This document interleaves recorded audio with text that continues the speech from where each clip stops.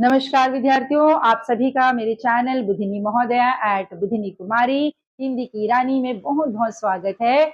आज आप मेरे साथ पढ़ने जा रहे हैं समास। समास किसे कहते हैं, समास की क्या परिभाषा है, समास के कितने भेद है, इसको जानने से पहले यदि आप मेरे चैनल में नए हैं तो कृपया मेरे चैनल को सब्सक्राइब कर लीजिएगा, जिससे आप अन्य व्याकरण जानकारियों के साथ बहुत ही सरल भाषा में, आपकी भाषा में मैं लेकर प्रस्तुत होती रहूंगी और इसे पढ़कर आपकी ज्ञान में वृद्धि होगी। यह भी बिल्कुल 100% सही बात है। तो देखिएगा, मेरे चैनल के साथ आप ऐसे ही जुड़े रहिएगा, जिससे अन्य व्याकरण जानकारियां आपके समक्ष प्रस्तुत होती रहें। आइए आज हम पढ़ते हैं समास। समास किसे कहते हैं, आपकी एक परिभाषा आती है कि समास किसे कहते हैं, तो याद रखिएगा दो शब्दों के मेल को समास कहते हैं। अब दो शब्द कौन से है, देखिए यहाँ पर रेल प्लस गाड़ी।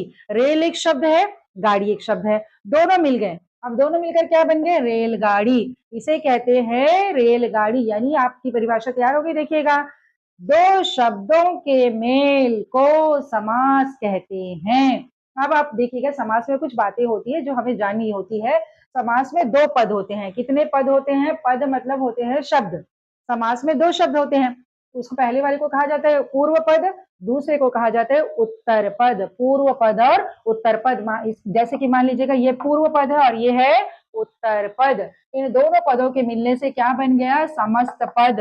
ये जो शब्द बने हैं इसे हम कहते हैं समस्त पद। तो आपके समक्ष प्रश्न आते हैं, समस्त पदों का विग्रह कीजिए। तो विग्रह कैसे किया जाता है वो हम इसकी भेद से समझेंगे।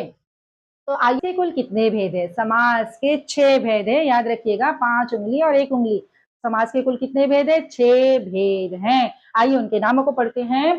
तत्पुरुष समास, द्वंद्व समास, द्विगु समास, बहुव्रीहि समास, कर्मधारय समास, अव्ययी भाव समास। सबसे पहले आपके समास के जो भेद हैं वो आपको याद करने होंगे, क्योंकि आपको लिखने के लिए आएंगे समास के कुल कितने भेद है। यदि आप इनके नाम को अगर आप नहीं पढ़ेंगे तो आप कैसे समझ पाएंगे कि कौन सी भेद है। तो सबसे पहले आपको नाम याद रखना होगा, तत्पुरुष समास, द्वंद्व समास, द्विगु समास, बहुव्रीहि समास, कर्मधारय समास, अव्ययी भाव समास। तो ये जो समास के 6 भेद है वो आपको याद हो गए। अब देखिए, इस भेद को आप कैसे पहचानेंगे। आपके लिए प्रश्न बनेंगे, समास पहचानिए। यह समस्त पदों को विग्रह कर समास का नाम लिखिए। तो समास का नाम आप कब लिखेंगे, जब आप समास के नाम को पढ़ लेंगे। अब विग्रह करने के लिए बहुत सारी बातें होती है।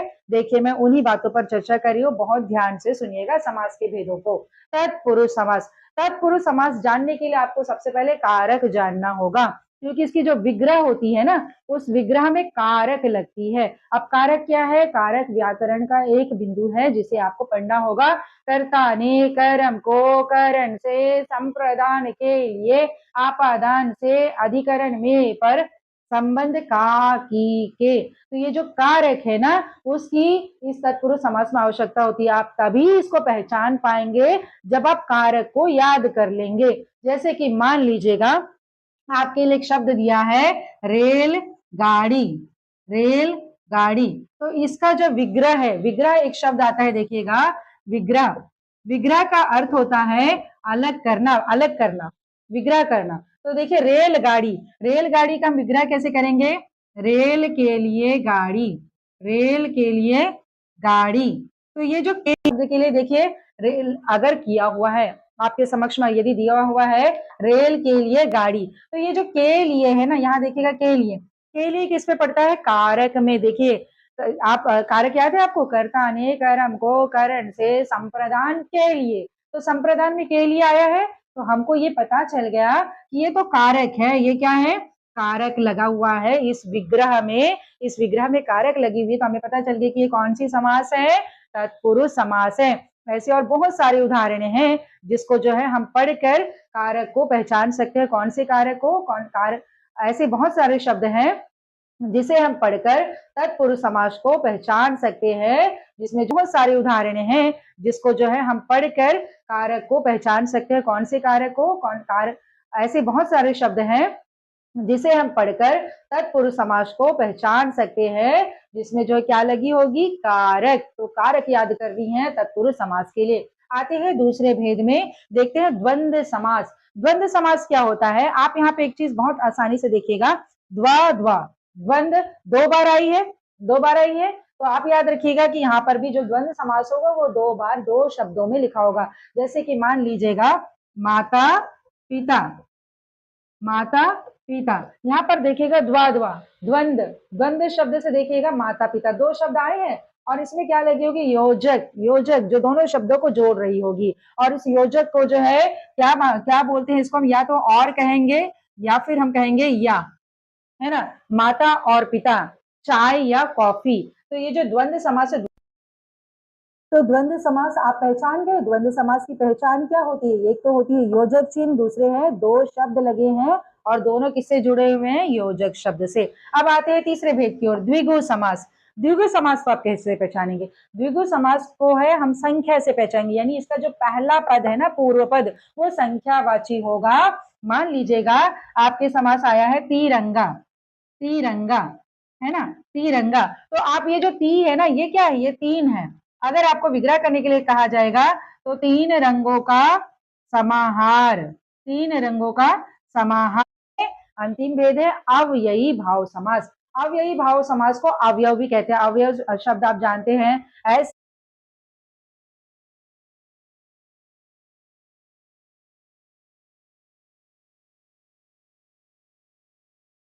है ना। पंजाब 5 आवों का समूह या समाहार। तो समूह और समाहार द्विगु समास की पहचान है। द्विगु समास की जो पहली पद है वो संख्यावाची है और उसके विग्रह में क्या लगेंगे, समूह या समाहार। आते हैं उसके अगले भेद में बहुव्रीहि समास। अब बहु शब्द से आपने क्या समझा, घर की बहू। अब बहू क्या है, घर की होती है कि बाहर की होती है ना। कोई तीसरी पर्सन होती है जो हमारे घर में आती है और हम उसको कहते हैं बहू। तो यहाँ पर बहु शब्द से आप समझिए बहुव्रीहि समास क्या है। तो बहुव्रीहि समास जो पहला पद और दूसरा पद दोनों मिलकर किसी तीसरे पद की ओर संकेत करते हैं, उसे हम कहते हैं बहुव्रीहि समास। बहुव्रीहि समास क्या करते हैं, जो पहला पद है दूसरा पद है, 2 पद है ना यहाँ पर, जैसे कि 2 पद है तो ये दोनों पद मिलकर एक शब्द बन गया। इससे हमें पता चल गया रेलगाड़ी। यहाँ पर बहुव्रीहि समास में क्या होती है, पहले पद और दूसरे पद मिलकर किसी तीसरे पद की ओर संकेत करते हैं। जैसे कि मान लीजिएगा दश प्लस आनंद, दशानन। तो दशानन क्या है, दशानन किसे कहा जाता है, रावण को कहा जाता है जिसके 10 सिर हैं। तो यहाँ पर तीसरे पद की ओर संकेत होगी दशानन। गज प्लस आनन, गज आनन, गज किसे कहा जाता है, हाथी को। आनन किसे कहा जाता है, सिर को। तो गज आनन, गजानन। तो ये तीसरे पद की ओर संकेत कर रहे हैं। ये किसकी ओर संकेत कर रहे हैं, भगवान श्री गणेश की ओर संकेत कर रहे हैं। तो ऐसे पद जो दोनों पद मिलकर, पूर्व पद और उत्तर पद मिलकर किसी तीसरे पद की ओर संकेत करते हैं, उसे हम कहते हैं बहुव्रीहि समास। आते हैं 5वें भेद की ओर, कर्मधारय समास। कर्मधारय समास क्या होती है, इसकी पहचान क्या है, देखिए के लिए के समान रूपी, ये विग्रह में लगते हैं। कर्मधारय समास क्या होता है, जिसका पहला पद जो है एक विशेषण होता है और एक विशेष्य होता है। जैसे मान लीजिएगा नील गाय, है ना, नील गाय, नील के समान गाय, यानी नीला है जो गाय। तो इसमें और एक चीज लगती है, के समान के लिए है जो, है जो, नीला है जो गाय, नीला है जो गाय। तो है जो, के समान, के लिए, ये सारी चीजें क्या होती है, ये सारी चीजें कर्मधारय समास की पहचान है। तो कर्मधारय समास में एक विशेषण होता है और दूसरा विशेष्य होता है, जो हमें पहचान कराता है कि ये कर्मधारय समास है। आगे आते हैं अंतिम भेद है समास। अव्ययी भाव समास किसे कहते हैं, अवयव को। ऐसे शब्द यानी पूर्व पद जो होते हैं ना, पहले वाले जो पद है उसमें किसी प्रकार का कोई परिवर्तन नहीं होता है। जैसे मान लीजिएगा आपके सामने यह शब्द दिया है भर पेट, तो इसका जो पहला पद है भर पेट, भर पेट का अर्थ क्या होता है, पेट भर के, हमने पेट भर के खाना खाया। तो भर पेट शब्द में देखिए अगर भर हटा दिए तो इसका अर्थ ही समाप्त हो जाएगा। तो अवयव क्या होता है, इसका जो पूर्व पद है वो प्रधान होता है। यहाँ पर इसका जो पूर्व पद है, पूर्व पद में किसी भी प्रकार का कोई परिवर्तन नहीं किया जा सकता। यदि हम परिवर्तन करेंगे तो यह जो अव्ययी भाव समास है वह बदल जाएगा। तो अव्ययी भाव समास की पहचान हम कैसे करेंगे, इसका जो पहला पद है वह अवयव होता है। भर पेट, रातों रात, रातों रात, आपने देखा होगा रातों रात लिखा होता है ना। और लिखा होता है यथा शीघ्र, यथा शीघ्र, जल्दी से जल्दी। यथा शीघ्र का अर्थ क्या होता है, जल्दी से जल्दी। तो यथा, रातों रात मतलब रात ही रात में। तो ये अगर इसमें हम किसी प्रकार का पूर्व पद में परिवर्तन करते हैं तो क्या होती है, ये जो अव्ययी भाव की परिभाषा है वो बिल्कुल बदल जाती है। तो अव्ययी भाव में पहला पद क्या होता है, ऐसे पद होते हैं जिसमें किसी प्रकार का कोई परिवर्तन नहीं किया जा सकता है। तो विद्यार्थियों, आज आपने मेरे साथ पढ़ी समास। आइए पुनः एक बार मैं इसका सारांश रूप से आपको जो है इसकी व्याख्या और इसके भेदों की चर्चा कर दूं। समास किसे कहते हैं? समास कहते हैं दो शब्दों के मेल को। समास में कुल कितने पद होते हैं? समास में दो पद होते हैं, पूर्व पद और उत्तर पद। विग्रह किसे कहा जाता है समास में? समास को अलग करना, दो शब्दों को अलग करना विग्रह कहलाता है। समस्त पद किसे कहते हैं? जो मिलकर बन गए हैं शब्द, उसे हम समस्त पद कहते हैं। समास के कुल कितने भेद हैं? समास के कुल 6 भेद हैं। उनमें 6 भेदों के नाम है तत्पुरुषवाचक समास, द्वंद्व समास, द्विगु समास, बहुव्रीहि समास, द्विगु समास, बहुव्रीहि समास, कर्मधारय समास, अव्ययी भाव समास। इस समास को आप कैसे पहचानेंगे? यहाँ पर मैंने बता दिया, कारक है, योजक है, संख्या है, तीसरे पद की ओर संकेत है और कर्मधारय समास है, विशेषण विशेष्य की गुणता है। यहाँ पर अव्ययी भाव समास है, पहला पद अवयव है। तो इस तरह से आज आपने समास को देख, समास के उदाहरण हम अभी देखने जा रहे हैं। समास किसे कहते हैं ये आपने जान लिया। अब देखिए समास के जो भेद है, 6 भेद है ना। कौन कौन से भेद हैं? तत्पुरुष समास, द्वंद्व समास, द्विगु समास, कर्मधारय समास, बहुव्रीहि समास, अव्ययी भाव समास। तत्पुरुष समास, तत्पुरुष समास आप देखेंगे पहले भेद के अंतर्गत आते हैं समास के तत्पुरुष समास। तत्पुरुष समास को समझने के लिए कारक को समझना होगा। यदि आपको कारक याद है तो आपके लिए तत्पुरुष समास बेहद आसान हो जाएगी। कारक कौन कौन से आप देख लीजिएगा। कारक है और कारक की विभक्ति चिन्ह है। कर्ता ने कर्म को करण से, संप्रदान के लिए अपादान से, अधिकरण में पर संबंध का की के, अधिकरण में पर, अधिकरण में पर संबंध का की के। तो कहने का तात्पर्य है समास में आपके सामने प्रश्न पड़ेंगे, समास विग्रह कीजिए, समास विग्रह कीजिए। तो जब आपको समास विग्रह करने के लिए कहा जाता है, यदि वो तत्पुरुष समास है और आपने इस कारक को अच्छे से पढ़ लिया है तो आपके लिए तत्पुरुष समास बिल्कुल आसान हो जाएगी। जैसे उदाहरण स्वरूप मैंने एक उदाहरण लिखा हुआ है, देखिए रसोई घर, ये समास है। आपको पता है समास किसे कहते हैं? दो शब्दों के मेल को। यहाँ पे ये पहला शब्द है, यहाँ पे दूसरा शब्द है, दोनों के मेल से बन गया है रसोई घर। अब आपको कहा जाएगा कि इसका विग्रह कीजिएगा। तो रसोई का विग्रह घर कैसे होगा? रसोई के लिए, रसोई के लिए घर, रसोई के लिए घर। तो यहाँ पर देखिएगा के लिए लगा, के लिए लगा हुआ है। यहाँ पर देखिएगा के लिए लगा है। अब के लिए कौन से कारक में आ रहा है? देखिए संप्रदान कारक में आ रहा है। तो जब हम विग्रह करते हैं तो इनमें से यदि कोई कारक आता है तो वो कौन से समास में जाता है? तत्पुरुष समास में। समास की दूसरी भेद है द्वंद्व समास। द्वंद्व समास क्या होती है देखिएगा, इसमें द्वा द्वा लगा है, देख रहे हैं आप। द्वंद्व समास ऐसा समास है जिसमें दो शब्द लगे होते हैं और विग्रह किए होते हैं। जैसे कि देखिएगा यहाँ पर ये जो विग्रह होते हैं द्वंद्व समास, वो जो है योजक चिन्ह से होते हैं। जैसे कि मान लीजिएगा, उदाहरण देख लीजिएगा, माता पिता। आपने देखा होगा ना, कभी कभी माता पिता लिखा हुआ है, कहीं पे लिखा होता है दिन रात और उसके बीच में डैश लगा होता है। आप इसको तो दिन रात को, ये जो है इसको आप डैश कहते हो, इसको आप डैश कहते हो, है ना। तो योजक चिन्ह जो है इसे हम कहते हैं हिंदी में योजक चिन्ह, इसे हम कहते हैं हिंदी में योजक चिन्ह।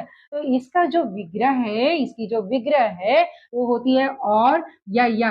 यानी जब आप इसका विग्रह करेंगे, आपको कहा जाएगा समास विग्रह कीजिए। तो इसको लिखते हैं माता और पिता, माता और पिता। तो इसमें ज्यादा विग्रह की चिंता नहीं होती है। जो द्वंद्व समास है उसमें सिर्फ और लिखना है या फिर आपको या लिखना है। या कहाँ पर लिखा जाता है? चाय कॉफी, चाय कॉफी। तो यहाँ पर यदि आपको विग्रह के लिए आए तो आप इसको लिखेंगे चाय या कॉफी, चाय या कॉफी, क्योंकि आप यही कहते हो ना, चाय पियेंगे या कॉफी पियेंगे। तो चाय या कॉफी। तो कहने का तात्पर्य है द्वंद्व समास योजक चिन्ह के साथ जुड़ा होता है और इसको विग्रह करने के लिए और या या लगाई जाती है। समास की तीसरी भेद, समास की तीसरी भेद है द्विगु समास।